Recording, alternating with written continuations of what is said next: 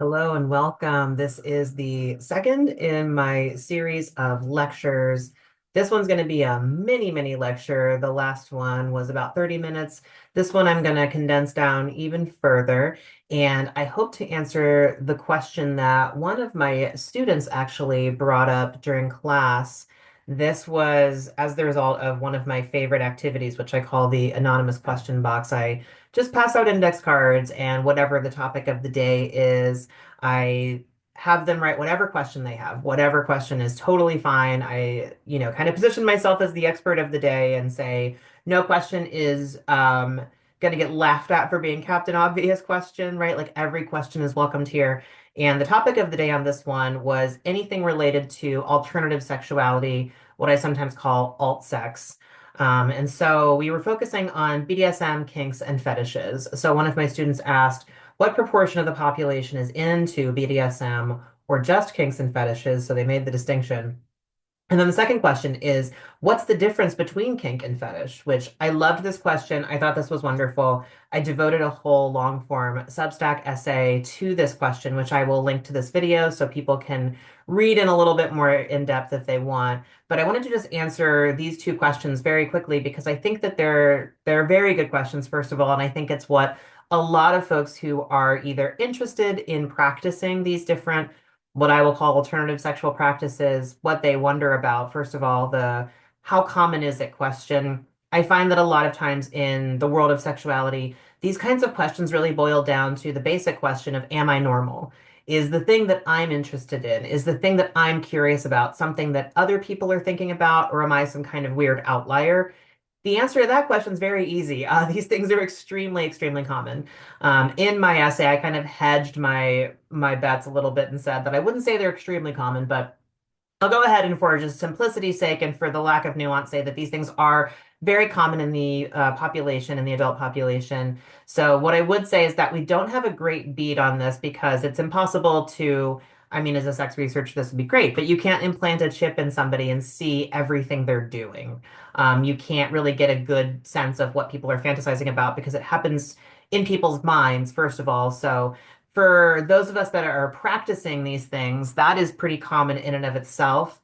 And just to fantasize about it is so much more common. And I tease that out a little bit more in the essay. So feel free to, if you're interested in the actual data, you can see that in the essay itself. But just for simplicity's sake, if this is something you're interested in, you are definitely not alone. This is something that the vast majority of adults have either thought about, fantasized about, or have actually engaged in. So this is something that's very common within the adult population. It's at least over half of the population has engaged in this or thought about it at some point. So if this is something that's of interest to you, you are definitely not alone. And then the second question, which I think is to me anyway, the somewhat juicier question is what's the difference between BDSM, kink, and fetish? And sometimes those things get used interchangeably, especially when we're talking about the whole population of people that might be interested in this thing. Sometimes for those folks, it's not even all that important to parse it. So what I would say is that if you're looking for a more differentiated definition for each of those things, you're in luck, you're in the right place. So BDSM refers to a specific set of practices that fall under the acronym. So the B stands for bondage. So any way of restraining the body, whether it's through things like rope or chain or silk ties, sometimes furniture. So like if somebody's put into stocks or a pillory or wrist or ankle cuffs, for example. All of those things are examples of bondage. And then when we get into the D, that stands for discipline. And that can be physical discipline in the way that people often think of it. So things like spanking might overlap with that form of discipline. It can also be psychological, or it can have like a humiliation component to it. So you did this thing that's against whatever our agreements are. So now I'm going to tease you or say something to you to denigrate you in some way. That can be part of the discipline as well. Then when we get into the DS of the BDSM, DS stands for dominance and submission. So very cursory definitions of these things as we're going through. But dominance basically means taking pleasure from being in charge of, having power over another person. Submission, meaning taking pleasure from having your power or control taken away and given to another person, what sometimes is called power exchange. So I give you my power, right, in this specific moment, whether it's for an hour, whether it's for a day, the length of a specific scene, whatever it is, that's always negotiated through before. And then when we get into the SM part, SM stands for sadism and masochism. So a little bit different than dominance and submission, might seem like splitting hairs to some, but sadomasochism, as it sometimes collapsed together. Sadism means enjoying causing or inflicting pain, and then masochism is enjoying having pain inflicted upon you. It's important to note there's a difference here between like a clinical definition of sadism that accompanies a non-consensual act versus those who willingly engage in sadomasochism consensually. I hope that doesn't need to be said, but just for clarity's sake, for a lot of folks, especially like me that have true crime brain, you might be used to thinking of sexual sadism as a very specific kind of pathology, but that's not what we're talking about here. It's also worth noting that I'm talking about all of these things as alternative sexual practices. For many people, a lot of these things don't necessarily have a sexual component. So while I'm saying alt sex, I also want to make sure that we note that this includes people who are not interested in sex. I still think an alternative to sex is still alt sex as far as my definition goes. So that's just BDSM. Then when we get into kink, kink is kind of the overarching definition of all of this stuff. That's the way that I would think about it. And again, this is really just the bite-sized simplistic view of this. So kink has to do with anything out of what we think of the vanilla sex kind of category. And this is where I think the alt sex thing is important. So I wanted to preface by saying that first, but anything outside of what we think of as quote unquote vanilla sex, which like who gets to define that? Great question, but we need some sort of term to differentiate between kinky and vanilla. So that's where that term comes from, is just anything that is not a kinky sexual practice. And this can vary from person to person. It can vary from time to, other places of time, at other points in history, or from culture to culture. So these things can vary a lot depending on the individual, the time in which they're being practiced, and whatever culture you happen to be a part of. So anything under the BDSM umbrella could be kink, and anything else outside of the BDSM umbrella. This is where fetish comes in. So thinking of kink as kind of like the umbrella, we've got BDSM and fetish kind of under kink is the way that I would conceptualize it. And I welcome the differing opinions of those who might say something else, but that's just again for the purposes of this video and ways to think about it in a more simplistic way, the way that I would put it. So fetish in its very, very strict sense means any kind of object or behavior that is necessary for someone to become aroused or to have a sex act to completion, whether that means orgasm or some other satisfactory endpoint if orgasm is not the goal. So a fetish could include almost anything that the human mind can conjure. So I've seen fetishes for just about any kind of behavior, practice, material, object. Really common ones that people may be familiar with are things like feet, shoes, and lingerie. Those are probably like the top three most common.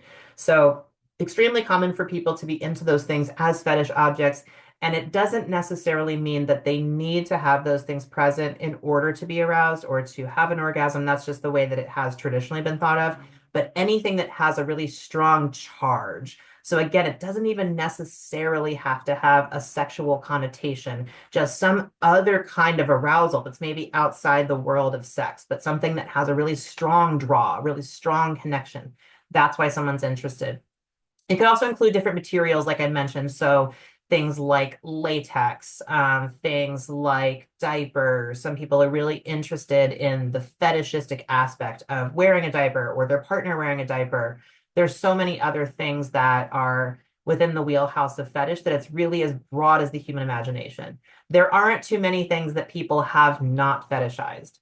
In my essay, I do talk about what are some of the ethical limitations of fetishization.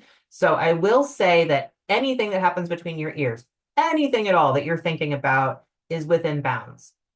There's a lot of data that suggests there are people that can just think about stuff, can just fantasize about stuff without engaging in it. And I would include, for example, certain acts that might be harmful to another person or another being.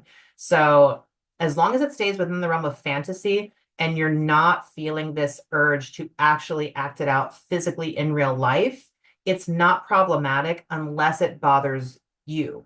If you're feeling like this is an intrusive thought and I don't want to be thinking about this thing, that's a different story. If you're interested in getting help for that, seeking out a sex therapist specifically to help you with intrusive thoughts around sex, that could be really beneficial. I know a lot of folks, for example, that struggle with things like OCD. You might have these compulsive, intrusive thoughts that are really unpleasant to you. If that's the case, then please do seek help for that. But if it's something that actually isn't that distressing to you and you like thinking about it, anything that somebody wants to fantasize about is within bounds, as long as you're not actually considering then harming another person or another being.